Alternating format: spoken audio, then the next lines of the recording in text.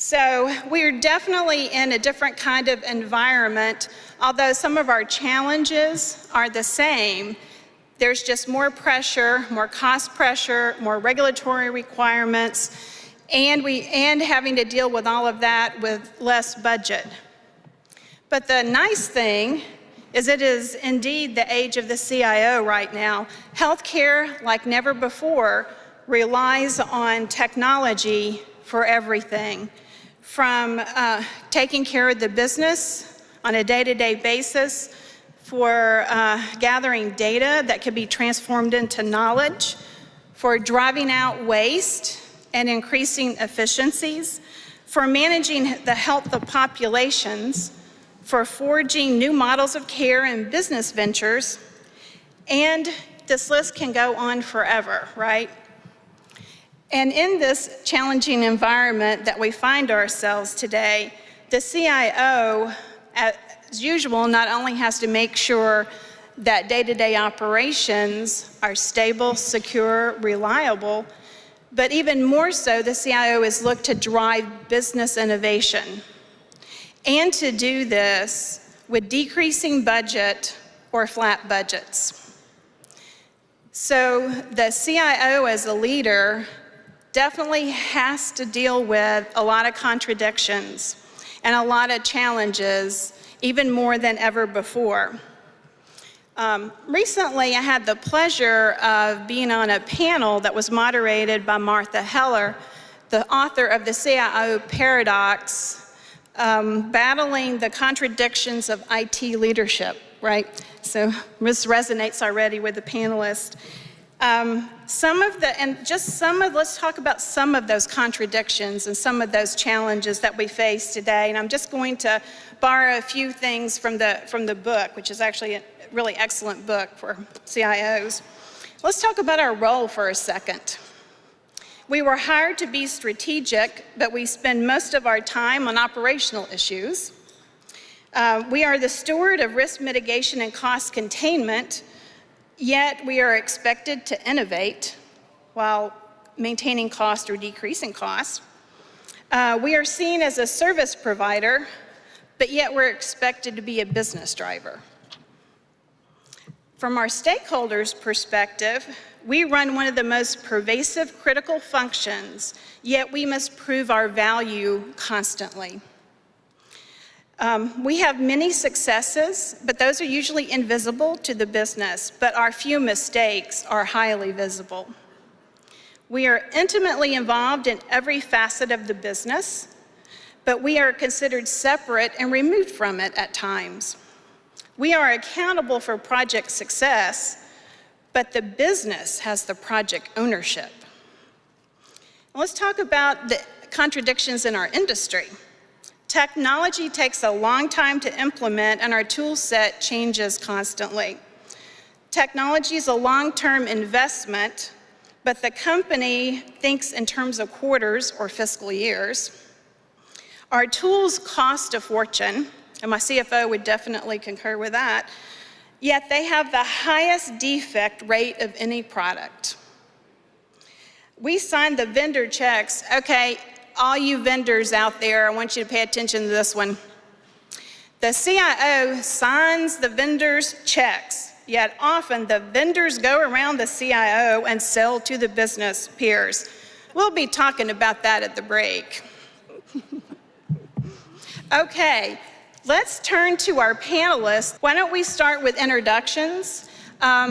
Just introduce yourself and tell us a little bit about yourself and your organization. Patty, will you start?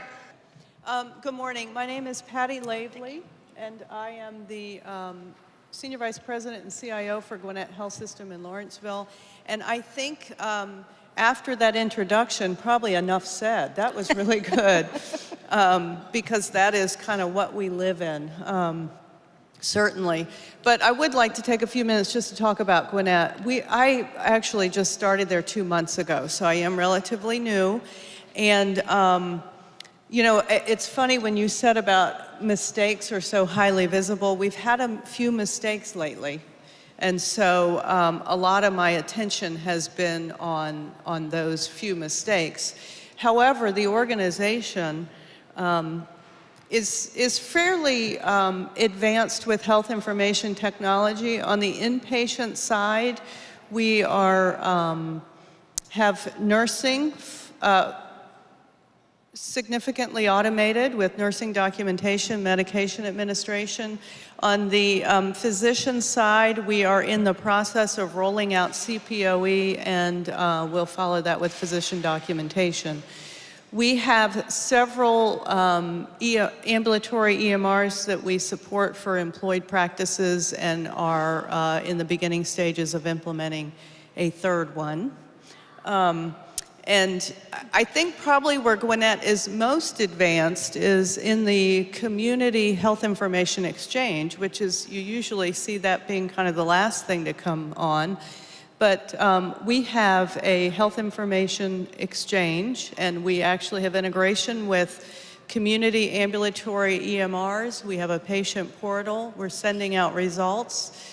We are in the final stages of testing CCDs and have single sign-on functionality between our HIE and our physician portal. So physicians can actually access some of that community data right through the hospital portal. So have come a long way with that. Good morning, everyone. My name is Mark Pasquale. I'm the Vice President and Chief Information Officer for Piedmont Healthcare here in Atlanta. I want to say thank you for everyone that took the time to come out here today. And this event just continues to pick up steam every year, and it's really a privilege to be a part of it. And I appreciate the opportunity to be here and to meet with all of you today. Piedmont has been in the process of implementing a new EMR for the last couple of years. We chose the Epic system back in 2011. I believe we contracted for it then. We went live last August at our first ambulatory site since last August. Our team has been busy rolling out Epic. We're live at 4 of our 5 hospitals. Our last hospital, Piedmont Henry, goes live November 1st, which will conclude our hospital implementation. Our ambulatory side, as I mentioned, went live last August. We're about 85% of the way through all of our ambulatory offices. We will complete those in February of next year, and we will have completed our Epic implementation, so it's a pretty exciting time at Piedmont. Our information services team and the entire Epic group and the entire organization has done a fantastic job. The EMR has gone extremely well because it was a real good partnership between our information services team and the business in driving that forward, a good collaboration, which is really the key to doing a good EMR. Okay. Thank you, Mark. Sheldon? My name is Sheldon Tyndall. I know many of you in the room, and for those of you who don't know me, I'm the CIO at T.J. Sampson Hospital in Glasgow, Kentucky. And those of you who don't know me might be asking, how in the world do I get at this panel? Well, I may work in Glasgow, Kentucky, Monday through Friday, but I live in Douglasville, and my heart and soul is in Georgia. Yeah. So T.J. Sampson Hospital is a community hospital, single hospital in the community. It's a 200-bed licensed facility, and it looks like I represent the rural community hospital segment of our industry. Yes, Kathy. And so we face many challenges along with all the rest of the hospitals, of which we'll get Q&As over the next little bit. But T.J. Sampson is a private, not-for-profit hospital. It's also got a fairly large 45 physician-owned community practice. Which is pretty unusual, I guess, for that kind of size hospital. So we have been facing many challenges, but the two that have been most significant in my 13-month tenure there have been to implement the Siemens Sorian clinical and financial systems all at once on April 13th. And then less than 40 days later, we took all of our physician-owned practices as well as outpatient diagnostic departments and moved them into a brand new renovated Walmart building of 225,000 square feet, 1 mile away. Needless to say, the last 13 months have had my attention, along with a whole lot of other folks. So Glasgow, in case you don't know, is kind of halfway between Louisville and Nashville. And so if you get off the interstate and go east just north of Bowling Green, you'll find Glasgow about 12, 15 miles down the road. Okay, thank you, Sheldon. So let's talk a little bit about, we're not going to talk about mistakes, we're going to call them challenges, okay? So from a challenges perspective, we all know that EHRs, EMRs are still an evolving technology platform, right? And perfect doesn't come out of the box. And so there's a lot of compromise sometimes in this process as we automate and we try to transform the workflow. In your experiences at your site or in previous experiences, what have been some of your greatest challenges from an EMR implementation, EHR implementation standpoint? Patty, do you want to start? Sure. I think probably the greatest challenge is getting the right people around the table that understand the workflow and the processes that have to be analyzed and re-engineered in order to efficiently use the new software that you're installing. And from a CIO standpoint, it's difficult to recruit and retain that skill set within IT. And then, you know, just from the rest of the organization, it's unlikely that you have anyone working in any of the clinical departments that have that level of understanding. So that, I think, is probably one of the greatest challenges. And then I think probably secondary to that is the software itself. The software itself is very challenging because the functionality is just not as sophisticated as we need it today. And so we're constantly looking at workarounds to the software that is supposed to be making us more efficient. So I find that very challenging, and I think probably the third thing I would say is then supporting it. That technology, the EMR, EHR technology, requires 24/7 uptime and support, and that is a challenge on most of, if not all of the IT departments I have worked with from a lot of different levels. Yeah, and so you touch on a key point, I think, about workflow, and that the business, in my experience, often doesn't understand their own workflows, right? Or understand when handoffs happen, what continues down that line. Have you found any tips or tricks to help the business be more engaged in owning their workflows and partnering with IT to automate those workflows? Begging? I don't know. I haven't really, it just, the culture of the organization really depends on the level of ownership and involvement I have experienced. And I think education's probably the first step in educating the leadership on how the technology is going to impact the organization and how important it is to get the operational people involved up front, because it saves a lot of pain at the end. Right, yeah, And absolutely. So I think education's probably the best bet. Yeah. Mark? Just a couple of thoughts on that topic. I think it really starts with your team build and the alignment of that team with the business. I mentioned earlier that an EMR implementation is truly business driven. IT does not drive the implementation of an EMR. It partners with the business to implement the EMR. So you have to have local leadership at each entity deeply involved in the process of implementing your EMR, which includes a review of all the detailed workflows. And when you actually build the team itself at Piedmont, the team has just done an incredible job, and it was a true mix of individuals from our core IS group as well as folks from around our health system that came together to form one team to implement the EMR.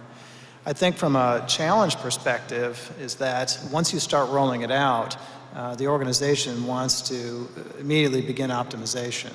And that's a tough thing while you're doing implementation. So you've got to find a good balance for that and make sure that your change management process is a good one. You have to make sure that you're really concentrating on your core implementation, or you'll get a little diverted on the optimization side. Yeah, I think that's a great point, because you get the base implementation done, and of course, perfect doesn't exist, right? So optimization is the immediate thing that starts as soon as you're in production mode, and it's a constant constant change management effort, absolutely. Sheldon, what about you? I think the EMR, it has come to us in a very different way than we've seen systems over my 37-year career.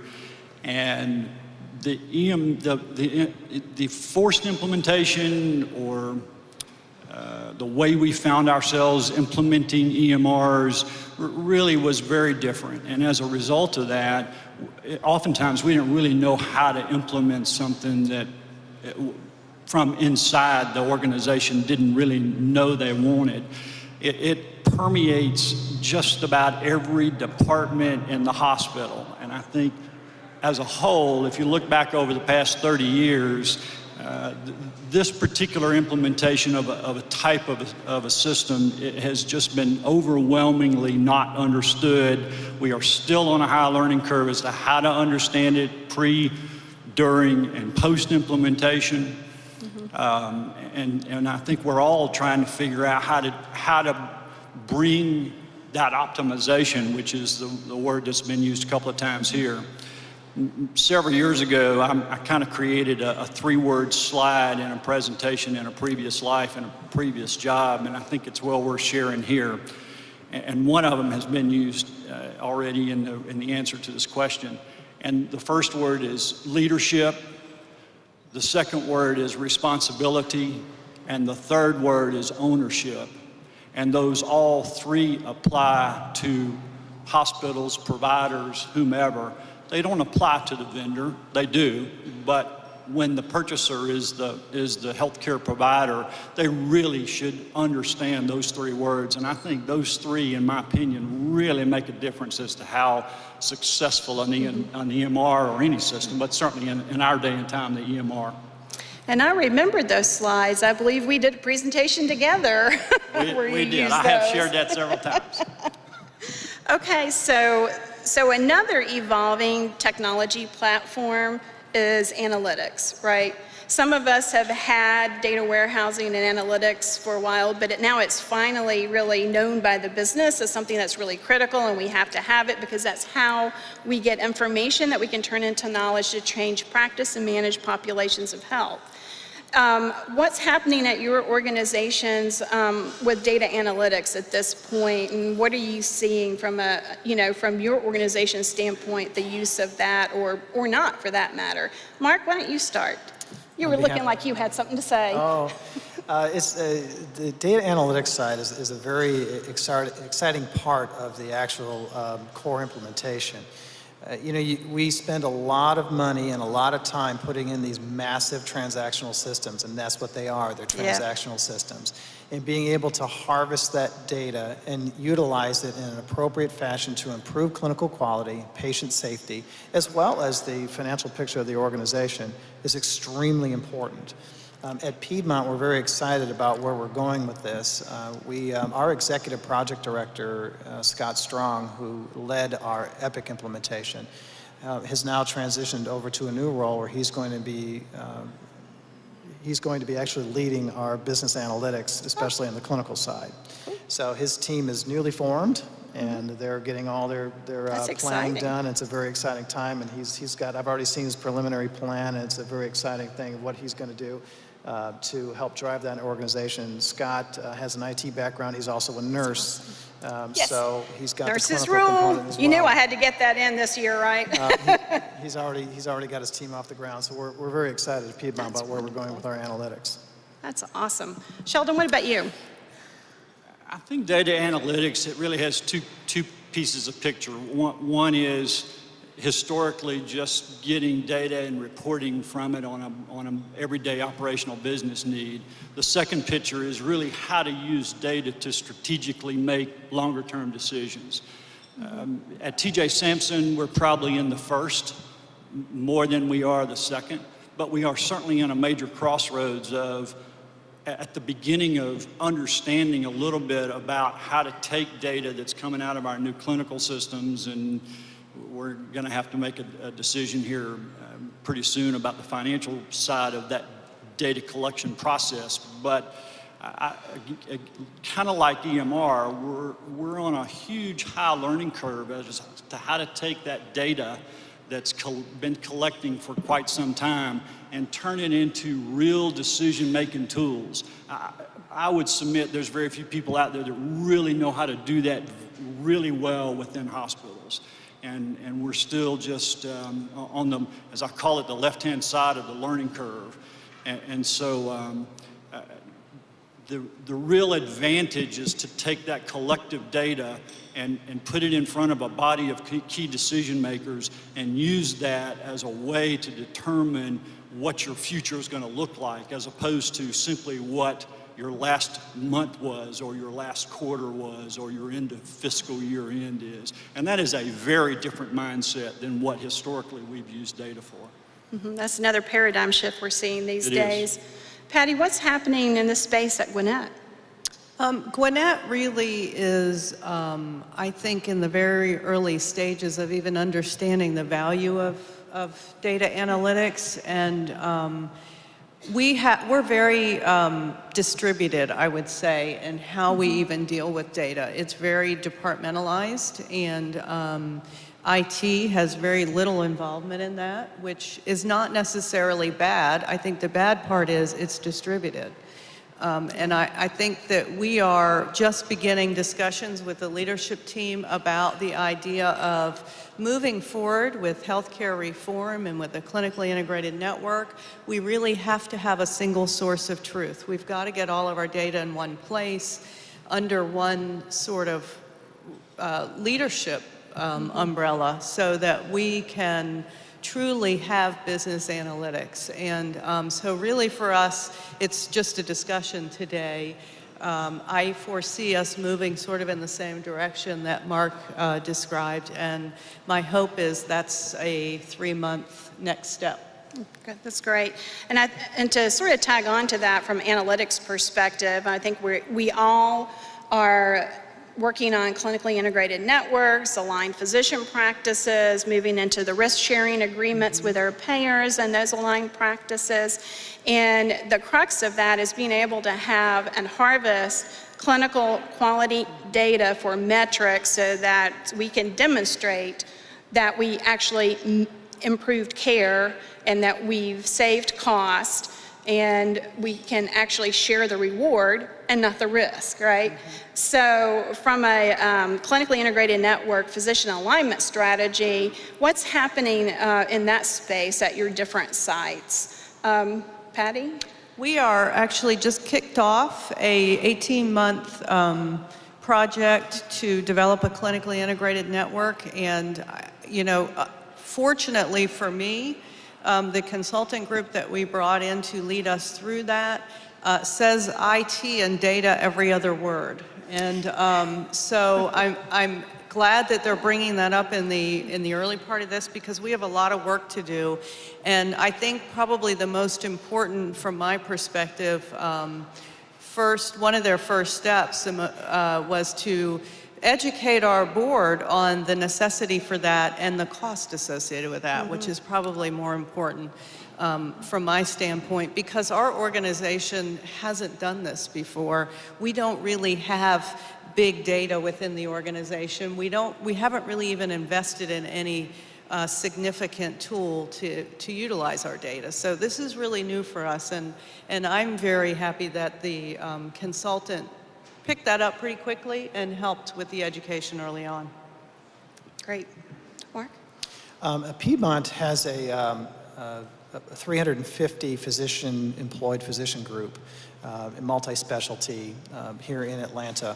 We also have a larger group called the Piedmont Clinic, which is approximately 800 physicians, and all of these physicians are aligned from a data perspective. The reporting of their clinical metrics is all centralized in a product we call the CIT. So these physicians that are part of the Piedmont Clinic who may not be employed connect in through the web, and they actually can see their quality metrics because they're all standardized. In order to be part of the Piedmont Clinic, there are certain metrics that they need to meet from a clinical quality perspective, and so they're all integrated that way.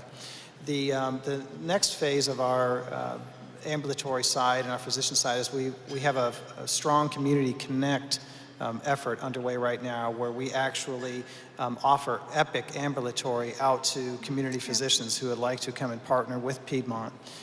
We roll them out. We actually use our implementation team and roll them out on the Epic platform so that they can become part of the integrated network in that fashion as well. So it's those three approaches. Great.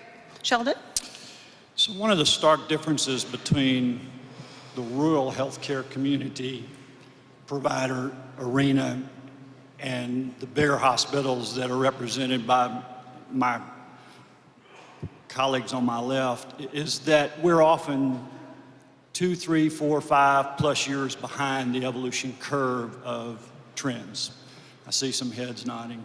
I mentioned in my intro that we have a 45+ physician group, which has really only been in existence for 2 years. Less than 2 years ago, there were less than 10 physicians in it, and it grew 400% in less than 15 months. That being said, at the beginning of that evolution of that separate business entity, they elected to have their own physician management practice and EMR system.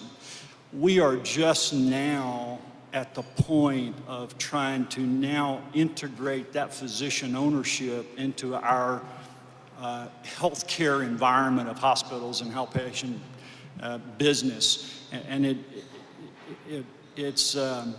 it'll continue to drive how we take those physicians and make them a part of our business. I think the reason for the growth in our particular instance is many physicians simply just didn't want to run a business, or they were losing money, or they didn't go to school to run a business. So in our case, we are now having to re-educate, retrain, recontract,